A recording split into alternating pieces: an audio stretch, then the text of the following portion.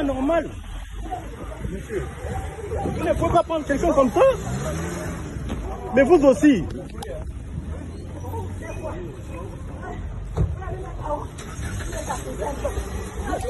Mais c'est comment, c'est quoi ce pays-là? C'est quoi ce pays?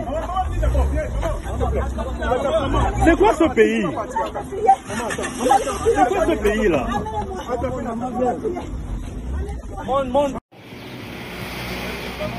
Non à la France-Afrique. Libérez le charismatique. Et la femme, libérez mon enfant encore vous. Libérez Priva Kiromo. Non à la France-Afrique, non à la France-Afrique, non à la venue de Macron. Nous disons non à la France-Afrique, non à la venue de Macron. Et nous tenons Macron responsable. Nous avons l'opinion internationale et nationale. Macron est responsable de ce qui arrive dans notre pays aujourd'hui. Le peuple gabonais ne veut pas l'arrivée d'Emmanuel Macron ici au Gabon. Macron ne vient pas ici au Gabon. C'est pas ton pays. Reste chez toi là-bas.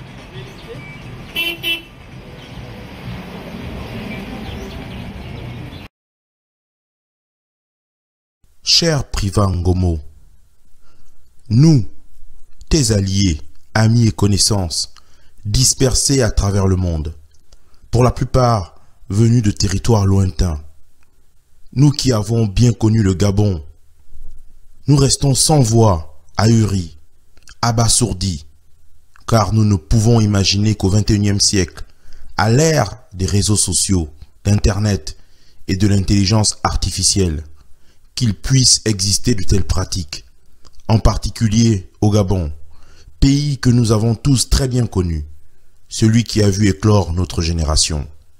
Cette génération qui s'est longtemps identifiée à tous les pionniers panafricanistes, tous ces héros de l'Afrique libre, une et indivisible, que nous avons adulés pendant nos études supérieures. Dans ce Gabon, où pendant des semaines entières, nous avons refait le monde par d'interminables discussions. Que disons-nous? Des débats, des critiques, des analyses. Nous étions fiers d'appartenir à la génération que nous avions baptisée la génération Lumumba. Nous sommes particulièrement fiers de l'acte héroïque que tu as été seul à poser pour que nous puissions, en tant qu'Africains, nous réapproprier notre continent, l'Afrique.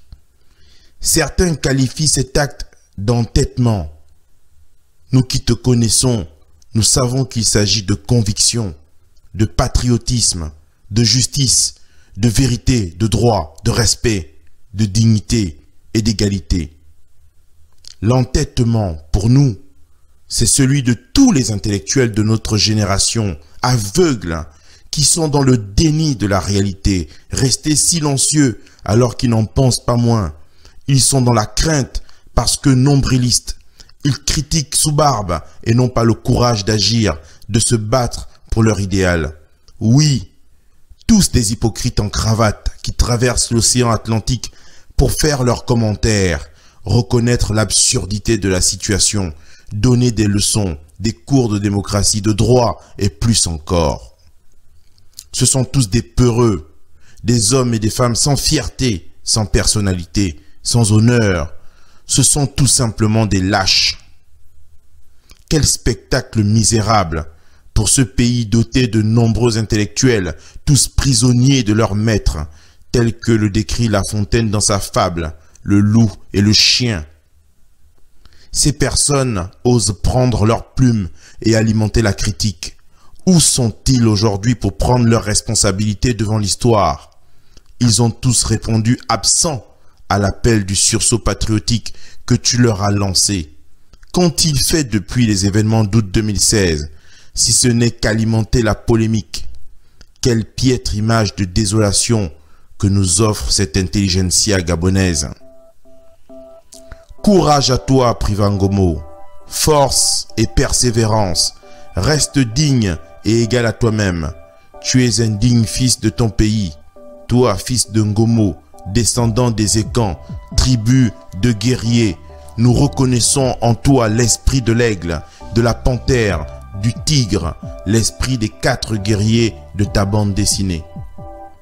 Nous appelons et interpellons le clan des Ekans, du nord du Gabon, du Cameroun, du Nigeria et même de l'Égypte.